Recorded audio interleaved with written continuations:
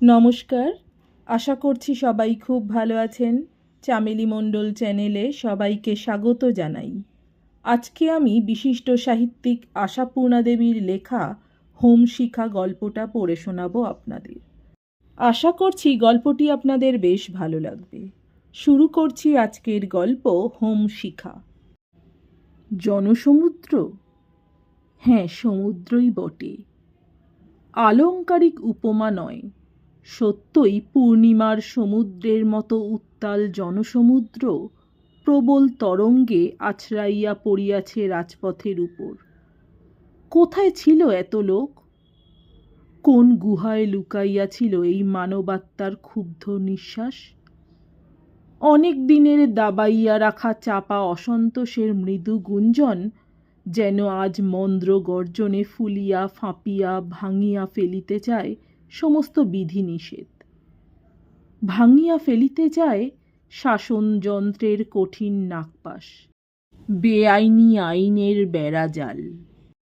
যুগ যুগান্তরে শিলীভূত মনুষ্যত্বের তুষারীভূত রক্ত বুঝি টগবগ করিয়া ফুটিয়াছে অনেক দিনের ক্ষয়ক্ষতি, অন্যায় অনাচারের অগ্নিদাহে। কিন্তু দাবি করিলেই যদি পাওয়া যাইত, অত সোজা নয়। বেয়াদব ঘোড়াকে শায়েস্তা করিবার মন্ত্রও আছে। হতভাগ্য দেশের কোটি কোটি বঞ্চিত, অপমানিত, নগ্ন নিরণ্যের ভিতর হইতে বাছিয়া জনকয়েককে অনেকটা ক্ষমতা, অনেকটা প্রভুত্ব দিয়া রাখিবার অর্থ কি তাহা হইলে? কাঁটা দিয়া কাঁটা তুলিবার নীতি যে কূটনীতির গোড়ার কথা। বিক্ষুব্ধ সমুদ্রকে আয়ত্তে আনিতে না পারার লজ্জায় আর ক্রোধে রক্তবর্ণ চৌধুরী সাহেব দাঁতে দাঁত চাপিয়া হুকুম করিলেন, স্টার্ট ফায়ারিং।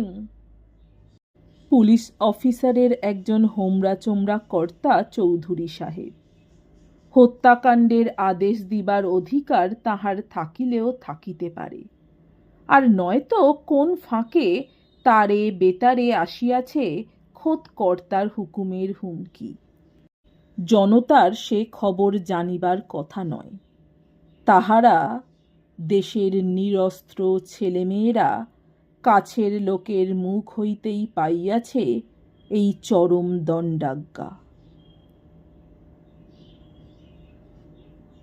শুরু হইল হত্যার বীভৎস লীলা। গুলি চলিতেছে যেখানে সেখানে। যৌবনোদ্ধত সতেজ মানুষগুলো ছিটকাইয়া পড়িতেছে পথের ধুলায় মাথা গুঁজিয়া। মাথা আর তাহারা তুলিবে না সেটা নিশ্চিত।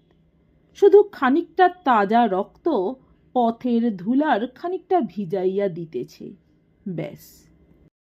অনেক দিনের তৃষ্ণার্ত ধূলি মুহূর্তে শুষিয়া লইবে সেই রক্ত। বিচার করিবে না, তর্ক করিবে না, পরিবর্তের দাবি করিবে না। আস্তে আস্তে খান খান হইয়া যায় জনতার ঢেউ। আলগা হইতে থাকে মানুষের চাপ। বাঁচিয়া থাকিবার চিরন্তন প্রবৃত্তি তাহাদের লইয়া যায় এখানে সেখানে, গলি ঘুঁজিতে। শাসনকর্তাদের ভাঁড়ারে মজুত করা সত্যকার আগুন, সন্দেহহীন বাস্তব আগুন, নিরস্ত্র আর নিরন্ন মানুষের হৃদয়ের অগ্নিশিখাকে দাবাইয়া রাখিবার পক্ষে যথেষ্ট বই কি। স্ফুলিঙ্গ কণা আবার যদি কোণে কোণে জমা হইতে থাকে হোক। এখন তো রক্ষা হইয়াছে চারিদিক। রক্ষা পাইয়াছে আইনের বেড়া, রক্ষা পাইয়াছে বড় চাকরি। চৌধুরী সাহেব পকেট হইতে রুমাল বাহির করিয়া কপালের ঘাম মুছিয়া এতক্ষণে একটা সিগার ধরান। না, আর আশঙ্কার কিছু নাই, এবার যাওয়া যায়। বাকি যা কাজ লাল পাগড়িধারী খুদে লাট সাহেবেরাই পারিবে। কম ভোগানটা ভোগাইয়াছে এই মূর্খ ছেলে মেয়েগুলো। দেশকে স্বাধীন করিবে, বায়না কত। খেপা কুকুরের মতো রাস্তায় রাস্তায় চেঁচাইয়া বেড়াইলেই যদি দেশ স্বাধীন হইত, তাহা হইলে আর ভাবনা ছিল না। আর কিছুই নয়, শুধু এস চৌধুরীদের মতো পদস্থ লোকেদের উপরওয়ালাদের কাছে খানিকটা অপদস্থ করিবার মতলব। যাক, এবারের মতো ফাঁড়াটা কাটিয়াছে। ফিরিতে রাত হইবে, এই খবরটুকু মাত্র টেলিফোন যোগে বাড়িতে জানাইয়া চৌধুরী সাহেব ধীরে সুস্থে বড় কর্তার সহিত মুলাকাত করিতে যান। বর্তমান ঘটনার রিপোর্ট দাখিল করিতে হইবে। তাছাড়া জয়লব্ধ পুরস্কার, ভবিষ্যৎ পদোন্নতির আশা যাহাতে এই বেলা কায়েমি করিয়া লওয়া যায়, সে চেষ্টারও দরকার। এমন সুযোগ আর সহজে না আসিতেও পারে। ঘরে বসিয়া মনোজিনীর এদিকে ছটফটানির অন্ত নাই। ম্যাজিস্ট্রেটকে দারোগা হইবার আশীর্বাদ দেওয়ার যুগ গিয়াছে। এখন পুলিশ কর্মচারীর স্ত্রীকে অনেক দুর্ভাবনা লইয়া ঘর করিতে হয়। তাই এওতকে লোহার বেড়ি দিয়ে কষিয়া রাখিবার প্রচেষ্টায় 2 গাছার উপর আরও 2 গাছা লোহা পড়িয়া থাকে মনোজিনী। তীর্থ প্রত্যাগত আত্মীয় বন্ধুর কাছে চাহিয়া লয় সাবিত্রী আর বিমলা দেবীর অক্ষয় সিঁদুর। খেপা কুকুররা তো শুধুই চিৎকার করিয়াই ক্ষান্ত হয় না, মাঝে মাঝে যে কামড়ও দেয়। তবু আগে ভাবনা ছিল শুধুই স্বামীকে লইয়া, এখন আবার নূতন এক ভাবনা জুটিয়াছে ছেলে মেয়েদের দিক হইতে। স্বামীকে বরং বোঝা যায়, অনেক দিনের অভ্যাসে গা সহা হইয়া গিয়াছে মনোজিনীর। শশাঙ্কর এই অহংকার, একগুঁয়েমি, প্রভুত্ব প্রিয়তা, ক্ষমতার দম্ভে পৃথিবীকে তুচ্ছ করা, সমস্ত ধারালো অনুভূতিগুলো আস্তে আস্তে অদ্ভুতভাবে ভোঁতা হইয়া গিয়াছে মনোজিনীর। শশাঙ্কর সঙ্গে নিজেকে মানাইয়া লইবার, খাপ খাওয়াইয়া লইবার আপ্রাণ চেষ্টায়। কিন্তু এরা 3টি ভাই বোন, মনোজিনীর পেটের ছেলে মেয়েরা, এরা এমন ধারালো হইয়া উঠিয়াছে কোন ফাঁকে? নিজের সন্তান বলিয়া চিনিতে পারা কঠিন। ইহাদের ভাব, ভাষা, আশা, আকাঙ্ক্ষা মনোজিনীর কাছে কোনোটাই নির্ভরযোগ্য নয়। কি যে এরা চায় আর কি না চায়, সে হিসাবই বা মনোজিনী রাখিবে কিসের জোরে? বড় হওয়ার সঙ্গে সঙ্গেই যেন নিতান্ত পর হইয়া গিয়াছে তাহারা। এ বাড়ির অন্নে আর রুচি নাই তাদের। দুর্ভাগ্যক্রমে এই পরিবারে জন্মাইছে বলিয়াই যেন নিতান্ত নিরুপায় হইয়া পড়িয়া আছে এখানে, পরিবেশটা যতটা সম্ভব তফাতে রাখিয়া। ভাবনা এদের এই স্বাতন্ত্র লইয়া। শশাঙ্কর প্রভুত্ব প্রিয়তাকে মানিয়া লইতে পরের মেয়ে মনোজিনী দ্বিধা করে নাই। করিতেছে শশাঙ্কর নিজের ছেলে মেয়েরা। ইচ্ছা করিয়া এড়াইয়া চলে বাপকে। কথার ফাঁকে ফাঁকে ফুটিয়া ওঠে অবজ্ঞা। চোখের দৃষ্টিতে স্পষ্ট ধরা পড়ে তীব্র ঘৃণার ছবি। মনোজিনী আর কত আগলাইয়া বেড়াইবে? কখন কোন ছুতায় সংঘর্ষ বাঁধিয়া যায় এই ভয়ে কাঁটা হইয়া থাকে বেচারা। এক সংসারে 2টা বিরুদ্ধ শক্তিকে মানাইয়া লইয়া সংসারকে স্বাভাবিক ছন্দে চালানো কম কথা নয়। ভয় ছাড়া আর সমস্ত অনুভূতিগুলো ভোঁতা হইয়া গিয়াছে বলিয়াই হয়তো পারা সম্ভব হয় মনোজিনীর পক্ষে। মেয়েটিও হইয়া উঠিয়াছে ধিঙ্গি, ভাইদের মতোই ইচ্ছা মতো চড়িয়া বেড়ায়। যেখানে খুশি আর যখন খুশি বাহির হইয়া যায়, যখন খুশি আসে, কৈফিয়ত পর্যন্ত দেয় না। অথচ স্বামীর কাছে অনুযোগ করবারও সাহস হয় না মনোজিনীর। আজও ছেলে মেয়েদের কলেজ হইতে ফিরিবার সময়টা অনেকক্ষণ উত্তীর্ণ হইয়া গেলেও মনোজিনী শশাঙ্কর সামনে উদ্বেগ প্রকাশ করিতে পারে নাই।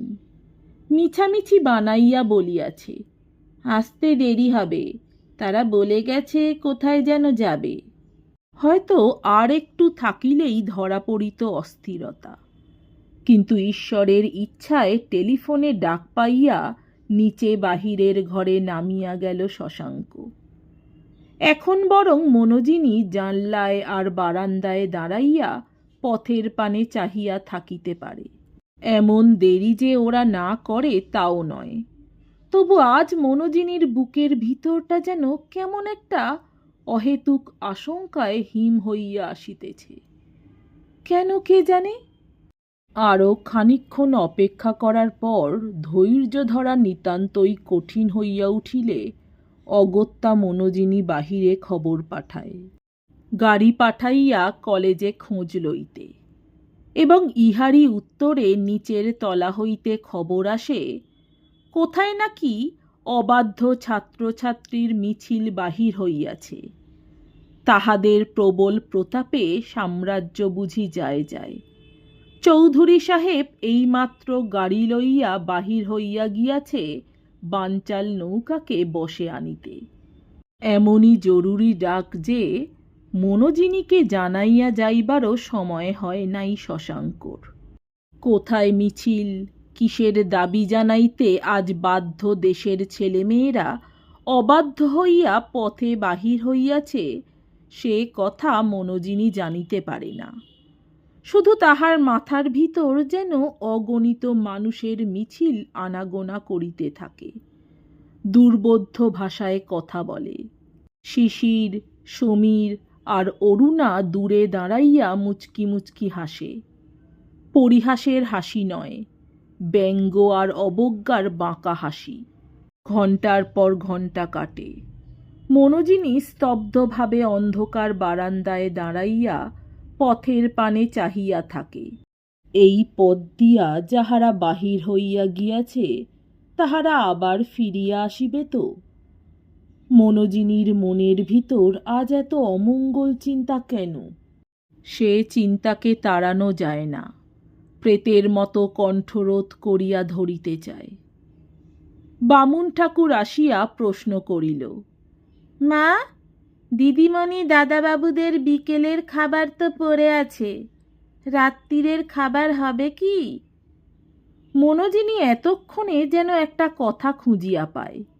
বিরক্ত কণ্ঠে ঠাকুরকে বলে, খাবার করবে না তো ওরা এসে সেই ঠান্ডা খাবার খাবে নাকি? তোমার আক্কেলটি তো বেশ ঠাকুর। নিজের আক্কেলের দোষ খুঁজিয়া না পাইলেও ঠাকুর অপরাধ স্বীকারের ভঙ্গিতে আমতা আমতা করিয়া সরিয়া পড়ে। পুরানো চাকর যোগিন আসিয়া রিপোর্ট দিল, মা, মিত্তিরদের বাড়ি, ডাক্তারবাবুর বাড়ি, অনুকূল উকিলের বাড়ি আর দিদিমণির গান মাস্টারের বাড়ি, সকল বাড়ি খুঁজে এলাম, কোথাও নেই দিদিমণি দাদাবাবুরা। সবাই বলছে কোথায় নাকি যত ছেলে মেয়ে মিটিং করতে গেছে, তেনারা গেছে হয়তো। এখন কি হয়? বাবু জানতে পারলে আর রক্ষে রাখবেন না, এমনিতেই তো রেগে আগুন হয়ে বেরিয়ে গেলেন। বাবু জানিতে পারিলে যে রক্ষা থাকিবে না, সে কথা মনোজিনীর চাইতে বেশি আর কে জানে। কিন্তু না জানাইয়াই বা রক্ষার পথ খুঁজিয়া পাওয়া যায় কই? তাই ব্যাকুল হইয়া মনোজিনী বাবুকেই জানাইতে বলে। বলে, এত রাত হয়ে গেল, আমি তো আর স্থির থাকতে পারছি না। যোগিন, তুমি বরং বাবুকেই একবার ফোন করো। যোগিন একটু উচ্চাঙ্গের হাসি হাসিয়া কহিল, বাবুকে এখন কোথায় ফোন করব মা? থানার ভেতর তো বসে নাই, সোজা ঝগমারির কাজ তো নয়। যখন তখন ছোঁড়াগুলো ইনকিলাব জিন্দাবাদ করে বেড়াবে, মিটিং করবে, হেনা চাই তেনা চাই করবে। বাবুকেই তো সব থামিয়ে বেড়াতে হবে। এর ওপর আবার প্রাণটি হাতে করে কাজ। আজকালকার ছোঁড়াগুলোও তো কম গোয়ার নয়। ভদ্রলোকের ছেলে, লেখাপড়া শিখবি, চাকরি করবি, গাড়ি বাড়ি করবি, এই তো জানি। তা নয় রাস্তায় রাস্তায় গুন্ডামি করে বেড়াবে। এই যে কি ফ্যাশানি হয়েছে মা!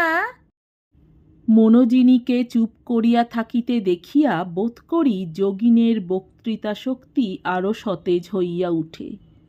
হাত মুখ নাড়িয়া বলে, আপনি বলেন না মা, এ কি ভালো হচ্ছে? কি করছিস?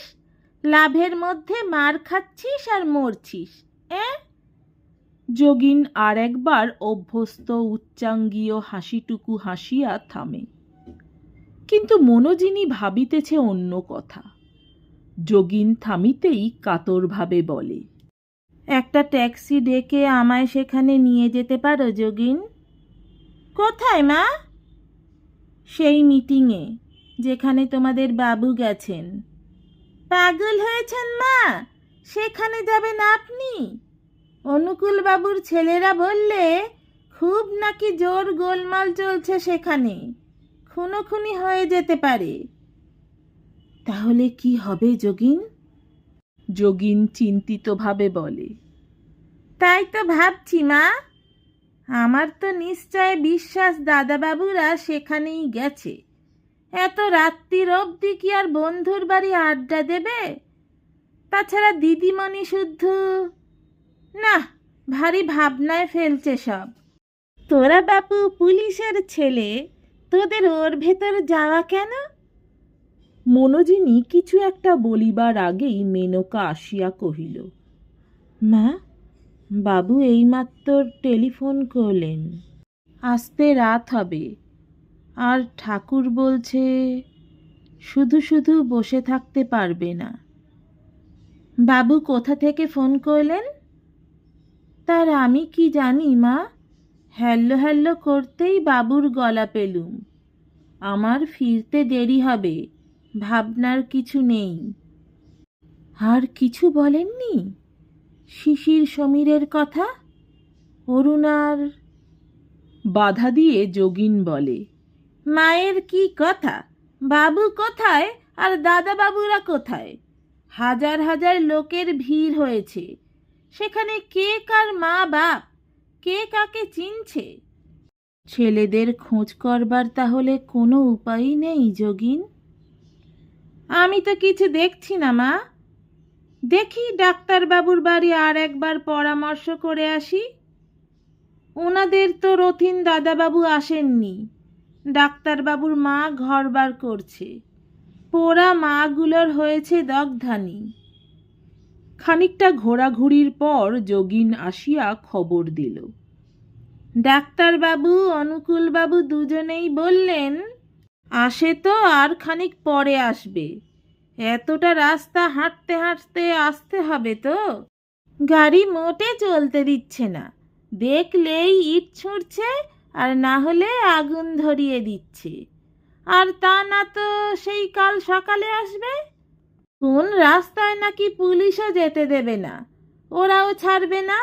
দলকে দল ছেলে রাস্তায় বসে আছে, বলছে রাতভর বসে থাকবে। অতএব মনোজিনীরও আর কিছু করিবার নাই রাত ভোর বসিয়া থাকা ছাড়া। কিন্তু শশাঙ্ক আসিয়া প্রশ্ন করিলে, মনোজিনীর কাছে কি উত্তর আছে? ছেলেদের বিপদের আশঙ্কা ছাপাইয়া শশাঙ্কর কাছে জবাবদিহির আশঙ্কাটাই যেন ক্রমশ বড় হইতে থাকে। হে ভগবান, শশাঙ্ক ফিরিবার 2 মিনিট আগেও যেন ছেলেরা ফিরিতে পারে। কলির ভগবান কালা, শ্রবণ শক্তি তাহার অনেককাল লুপ্ত হইয়াছে। কাজেই মনোজিনীর প্রার্থনা কোনো কাজে লাগিল না। রাত্রি 12টা বাজিয়া গেল, ছেলেরা আসিল না। আসিল শশাঙ্ক। কি, তুমি এখনো জেগে আছো যে? মনোজিনী একটু ফিকা হাসি হাসিয়া কহিল, তুমি বাড়ি আসনি? এই দেখো পাগলামি, ওই জন্যেই তো ফোন করে দিয়েছিলাম। জানি তো তোমাকে। খাওয়া দাওয়া করনি নাকি? কি আশ্চর্য, চলো চলো। ছেলেরা ঘুমিয়ে পড়েছে। মনোজিনীর অব্যক্ত উত্তর আর আলগা ঘাড় নাড়ার মধ্যে সদুত্তর ছিল কিনা অত লক্ষ্য পড়িল না চৌধুরী সাহেবের। প্রশ্নটা বাহুল্য মাত্র, সন্দেহের অবকাশই ছিল না।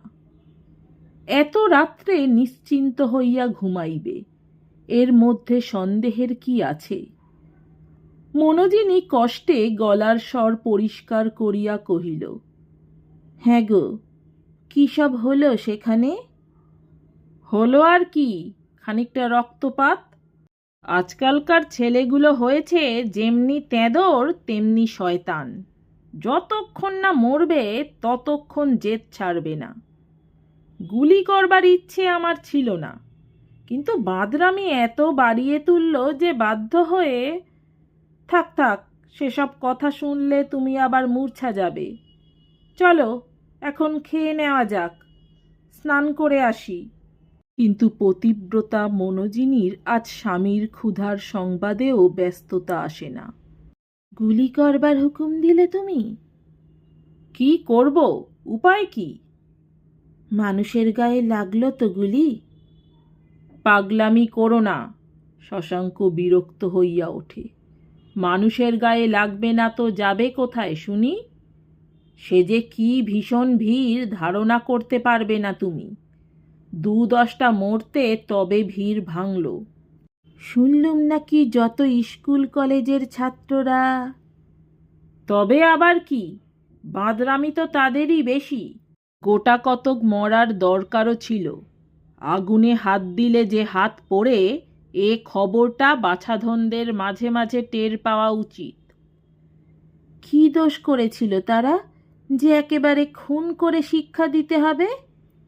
হঠাৎ যেন মনোজিনীর চিরবাধ্য বিনীত কণ্ঠে বিদ্রোহের সুর বাজিয়া ওঠে। শশাঙ্করও অনেক হয়রানি গিয়াছে। বিরক্ত কণ্ঠে বলে, কি দোষ করেছে না করেছে সে তোমাকে বোঝানো অনেক সময়ের ব্যাপার, কিন্তু তুমি কি রাত দুপুরে আমার সঙ্গে তর্ক করতে এলে? তর্ক নয়, শুধু জানতে চাইছি কতটা অপরাধে তোমরা গারদে ঠেলে দাও আর কতটা অপরাধে প্রাণ নাও। জানবার যদি নেহাতি স্বাদ হয়, একদিন সময় করে নিশ্চিন্ত হয়ে শুনো বরং।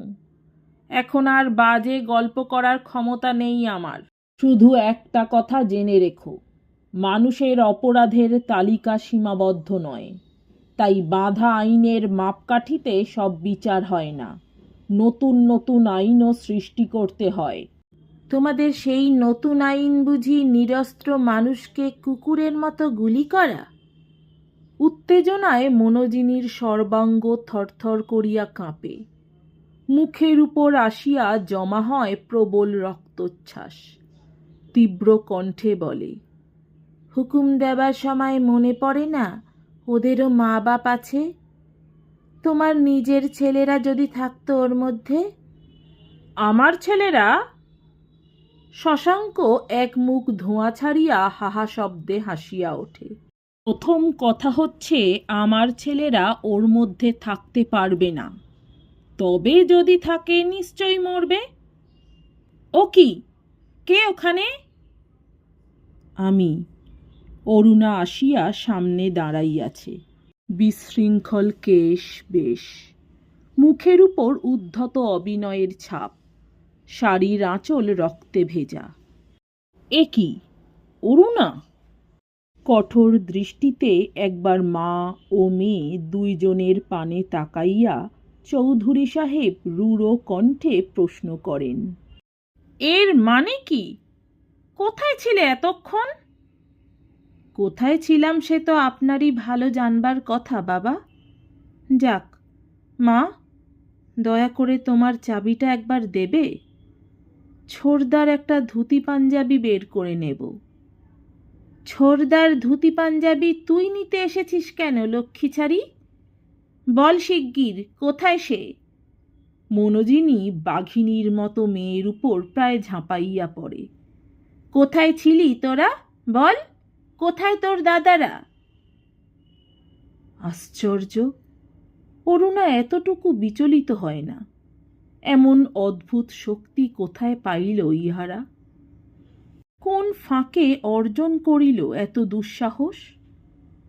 ছোড়দা কোথায় সে কথা আমি বলতে পারবো না মা, বরং বাবাকে জিজ্ঞেস করো।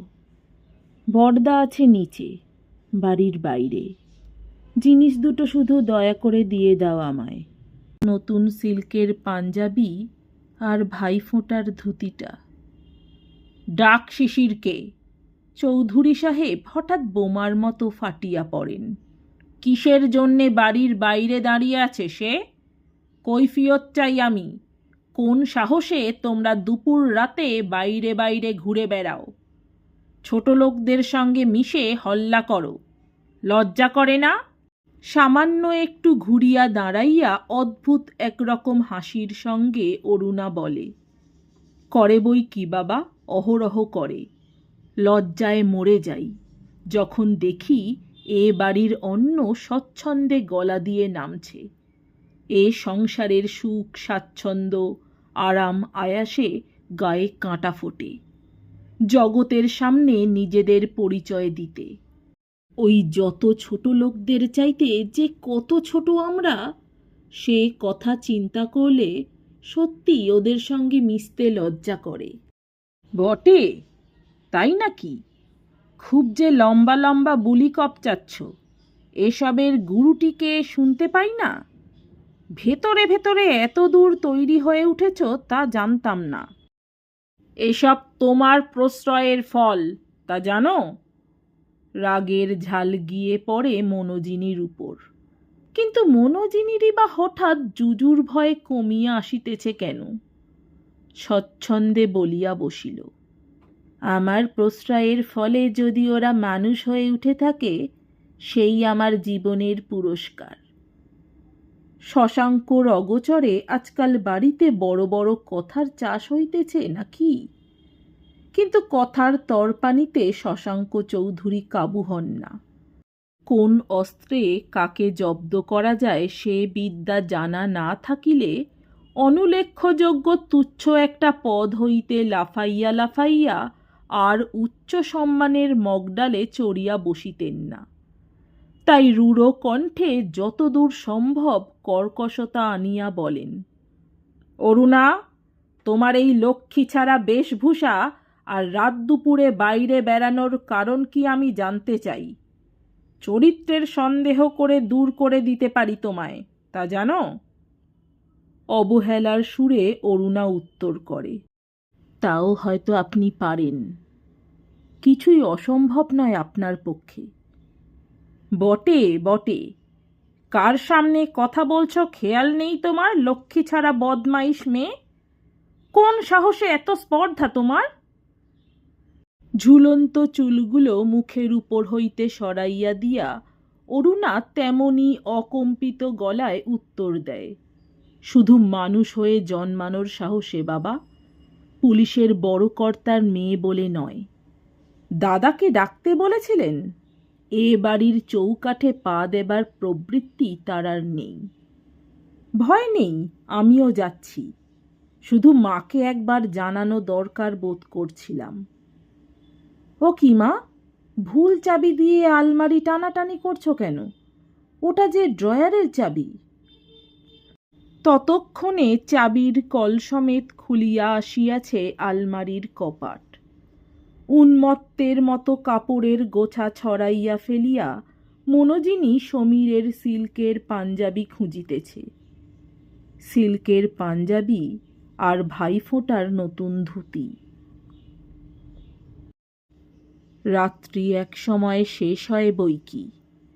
প্রকৃতি কবে কার মুখ চাহিয়া কাজ করিয়াছে। ভোরের আলো চোখে লাগিতেই চৌধুরী সাহেব হঠাৎ চমকাইয়া ওঠেন। বিশ্রী খাকির সুটটা এখনো ছাড়া হয় নাই কেন? অসময়ে হঠাৎ ঘুমাইয়া পড়িয়াছিলেন নাকি? গত রাত্রের ঘটনাগুলো দুঃস্বপ্ন নয় তো? বাড়িটা এত নিস্তব্ধ কেন? বাড়িশুদ্ধ সকলে ঘুমাইতেছে নাকি? ভোরের আলো ওদের শীতরাত্রের সুখসজ্জার উপর এখনো হানা দেয় নাই বুঝি? অভ্যাস মতো যোগিন বলিয়া ডাক দিতে গেলেন, স্বর ফুটিল না। ঠান্ডা লাগিয়া গলা বসিয়া গিয়াছে হয়তো। কিন্তু স্বপ্ন কি দিনের আলোতেও টিকিয়া থাকে? আলমারির কপাটটা হাঁ করা কেন? ঘরের মেঝে এত জামা কাপড় ছড়ানো কিসের? সেই তখন কি যেন হাতে করিয়া মনোজিনীও ছুটিয়া নামিয়া গিয়াছিল না অরুণার পিছন পিছন? ঠিক মনে পড়িয়াছে সমীরের জামা কাপড়। কিন্তু শীতের দিনে হঠাৎ পাঞ্জাবি পরার শখ কেন সমীরের? আচ্ছা, মনোজিনীর হাত চাপিয়া ধরিয়া আটক করিতে গিয়াছিলেন না চৌধুরী সাহেব?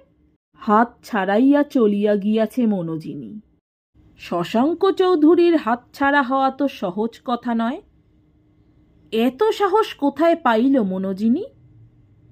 কিন্তু শুধুই তো মনোজিনী নয়, ঘরের বাহিরে দুঃসাহসের ছড়াছড়ি।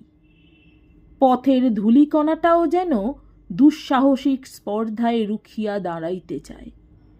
এত স্পর্ধার, এত দুঃসাহসের যোগানদার কে? ওই আবার গোলমাল শুরু হইয়াছে না? শশাঙ্কর নিজের বাড়ির সামনেই তো। হল্লা করিবার আর ঠাঁই পায় নাই বুঝি বদমায়েশের দল? ছুটিয়া বারান্দায় বাহির হইবার সঙ্গে সঙ্গেই যোগিন আসিয়া হাউ হাউ শব্দে কাঁদিয়া আছড়াইয়া পড়ে। ও বাবু, বাবু গো! ছোট দাদা বাবুকে এখান দিয়েই নিয়ে যাচ্ছে, আমাদের সোনার ছোট দাদা বাবু গো! স্তম্ভিত দৃষ্টি মেলিয়া উপর হইতে নিচের দিকে চাহিয়া থাকেন চৌধুরী সাহেব। সোনার ছেলে? আহা, সোনার ছেলেই বটে। প্রথম ভোরের সোনালি আলো আসিয়া পড়িয়াছে চন্দন পরা সুন্দর মুখখানিতে। নতুন সিল্কের পাঞ্জাবিটা পরিয়াছে নাকি? না, কিছুই দেখা যায় না। আস্ত মানুষটা ঢাকা পড়িয়াছে ফুলের ভারে। এত ফুল লোকে কোথায় পায়? কই, শশাঙ্ক চৌধুরীর তো কখনো একটাও ফুল চোখে পড়ে না। শোভাযাত্রাকারীর দল চলিতে চলিতে রাস্তা ছাড়াইয়া যায়। ক্রমশ মিলাইয়া আসে সমস্ত কোলাহল। শেষ মানুষটির পদচিহ্নও মুছিয়া যায়। শিশির, অরুণা, মনোজিনী, উহাদের পদচিহ্নও মুছিয়া গেল যে। শশাঙ্ক চৌধুরীর বাড়ির সুমুখ দিয়া অনায়াসে চলিয়া গেল ওরা, নিতান্ত অপরিচিতের মতো। চোখ তুলিয়া একবার তাকাইয়া দেখিতেও রুচি হইল না বুঝি। শশাঙ্ক চৌধুরীর স্ত্রী কন্যা দিনের আলোয় রাজপথের উপর দিয়া হাঁটিয়া চলিয়াছে হাজার লোকের গায়ে গা মিলাইয়া। এ কি, কেমন করিয়া এত দুঃসাহস হইল ওদের? অকস্মাৎ একটা জটিল প্রশ্নের উত্তর মিলিয়া যায়। এত দুঃসাহসের যোগানদার কে? অনেক দিনে কথা ভাবিয়াছে শশাঙ্ক চৌধুরী। সমীরের মৃত্যু জ্যোতির্ময় মুখের ছবিতে সেই উত্তর লেখা রহিয়াছে।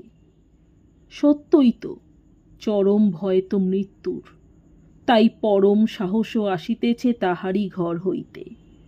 মৃত্যু ভয়টাকে একবার তুচ্ছ করিতে পারিলেই তো সর্বভয় শূন্য হওয়া যায়। নমস্কার, আমার গল্প পাঠ ভালো লাগলে এরকম আরও অনেক গল্প শুনতে চাইলে অবশ্যই আমার চ্যানেলটি সাবস্ক্রাইব করে দেবেন। লাইক, কমেন্ট, শেয়ার করতে ভুলবেন না। অনেক ধন্যবাদ।